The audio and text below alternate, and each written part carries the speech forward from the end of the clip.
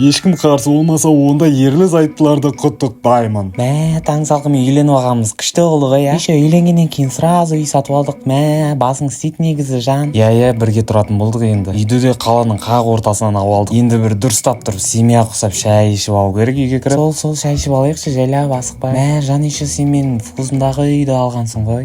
Не ғой жан, сен үйге жайлап кіре бер, мен заттарды таси берейін ішке қарай. Болды, үйде күте. О, қасымдағы үйге жас жігіт келген ба не? Еще менің вкусымда екен. Қарада тұр бәлем, мен сені әлі өзіме қаратып аламын. Бүйтіп тұра беруге болмайтын сияқты. Қой құрсын, оданша барып танысып көрейін. Мына жігіт бәрібір мендік болу керек. Не деген бітпейтін заттар? Немене әлі Айсұлу үйіндегі бүкіл нәрсені әкелген ба? Жігіт. Мынау кім тағы? Саламатсыз ба? Сәлем, мен сендердің көршілерің болам. Есімім Раяна. Танысқаныма қуаныштымын. Менің есімім Адик болады. Немен көмектесе аламын? Не ғой, мен сенімен танысайын деп едім. Егер сен қарсы болмасаң, екеуміз жақынырақ танысуға қалай қарайсың? Кешіріңіз, менің қызым бар уже. Ойбай, қызым деппін, уже әйелім, сол үшін танысамайтын сияқтымын. Ой, сенен біреу әйелің бар ма деп сұрады ма? Неге өзіңше болып тұрсың?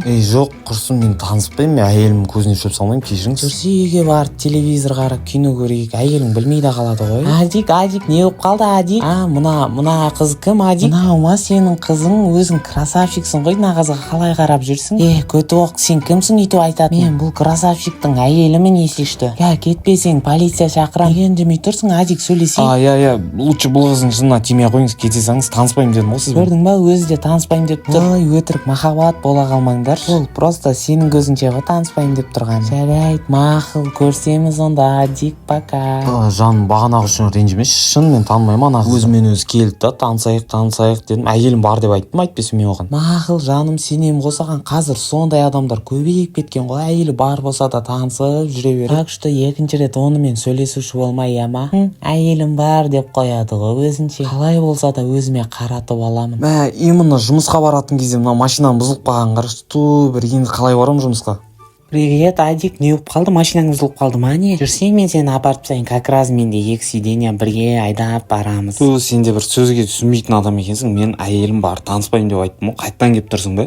Менің Адигім неғып машинасы от алмады, әлі жұмысқа кететін уақыты болып еді ғой. Не отыр, көріп келейінші. Босқа уақытын құртпай ақ қой, кете бер, мен бәрі сенмен бармаймын да. Мына Көтоқ қайттан саған келіп тұр ма? Біз саған айттық қой, ол таныспайды сенімен, ешқайда бармайды. Ой, мен әшейін машинасы бұзылып қалғанға көмектесейін, апарып тастайын деп жатырмын. Не болды сонша? Айсұлу, бара берші, бұл танысуға емес, көмектесуге келіп тұр екен. Жарайды, мақұл, сенем саған, Адик, бірақ мынау қайта келе бермес. Қазір мен досыма звондап апарып тастасыншы деп айтайыншы. Қалайсың досым? Не ғой, мен машинам сынып қалып еді, жұмысқа кешігіп жатырмын, апарып тастай аласың ба, өтініш?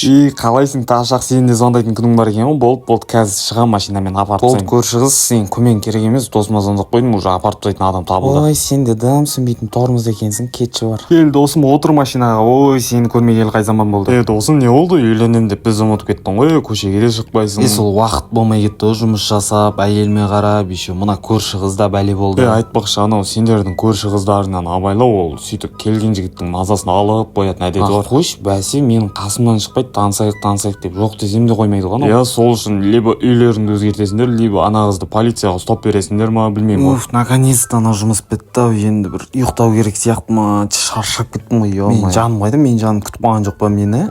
Өзі де тұр екен ғой, как раз. Адик, жұмыстан наконец-то келдің ба? Сен күтіп, ішім пысып кетті ғой. Мен де жұмыс таппасам болмайды сияқты. Жұмыс таппай ақ қойса, сен лучше жұмыс деген қиын ғой, білесің ба? Сен лучше үйде жүре бер. Менің ішім пысады, үйде жүре берсем. Менен оңайлықпен құтыламын деп ойладым ма? Жаңағылар, мен сендерге көрсетейін.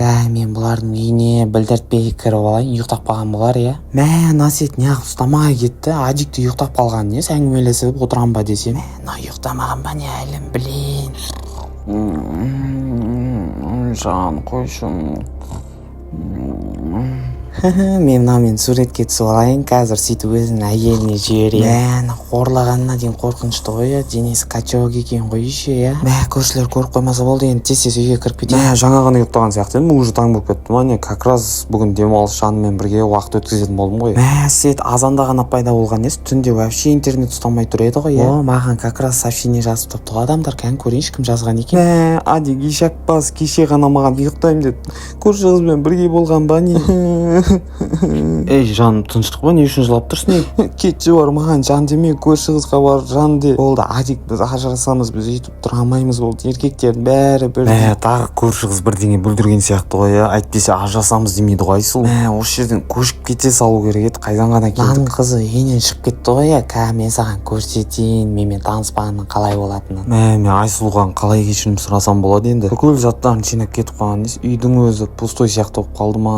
Қолыма түстің ба бәле, мә саған. Ойбай, ауырнай наның, ауырнай, көршілер көріп қоймасын енді. Айбай, басым бай. Киімдерімді киіп алдым, енді дұрыстап Адикпен бірге өзім уақытымды өткізбесем. Как раз қызы кетіп қалды ғой үйден. Тоқташы, Адиктің ондай жоқ еді ғой негізі, көрші қыздың өзі келіп мазаны алып жүрген еді ғой. Ақымақ басым, мен оларға сеніп қалғам. Еще Адик те үйде жоқ, Адикке бірдеңе болып қалды ма екен? Полицияға звондайыншы мен. Алло, полиция, менің жігітімді ұрлап кеткен сияқты, келіп тауып бере аласыздар ма, өтініш? Так, осы үй сияқты ғой, вроде жігітім жоғалып қалды деген. Үйде кім бар? Қолды көтеріп шығамыз, әйтпесе ататын боламын. Полицияны кім шақырды үйге? Енді ғана Адикке қолым жеткен еді ғой. Көп сөйлемейміз, қолымызды көтереміз, шығамыз. Полиция мырза, әдемі екенсіз, может танысып көреміз? Көп сөйлемеші, машинаға отыр бар. Мен сендерге көрсетем әлі. Адик қаяқтасың, Адик? Адик, кешірші, мен саған емес, ана көрші қызге сеніп, сенен кетіп қалыппын. Ол маған просто сурет жіберді сенімен бірге түске. Мақұл, мен де сөйтетін едім, бірақ сенің орныңда болған кезде. Болды, ендігі ұрыспай қойайықшы. Шаршап қалдым ғой келем дегенше. Осымен видео аяқталды, достар. Видео ұнаса арнаға тіркеліп лайк басуды ұмытпаймыз. Сонымен қоса комментарий жазыңыздар. Бұл видеоның келесіде тезірек шығуына үлкен мотивация болады.